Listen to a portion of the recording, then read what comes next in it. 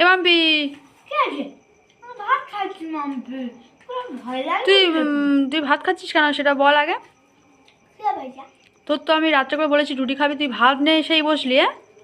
তুই এত বলা সত্ত্বেও তুই ভাত নিয়ে, ভাতের নেশা তোর ছাড়ছে না। খিদে পেয়েছে, বাড়িতে কোনো খাবার নেই, এত এত খাবার থাকে বাড়িতে ঘরেতে, তোর তো সেসব খাবার দিকে লোভ নেই, এর শুধু ভাতের হাঁড়ির দিকেই লোভ। শুধু ভাত তরকারি কোথায় কি আছে শুধু শুধু খুলে খুলে খাবি।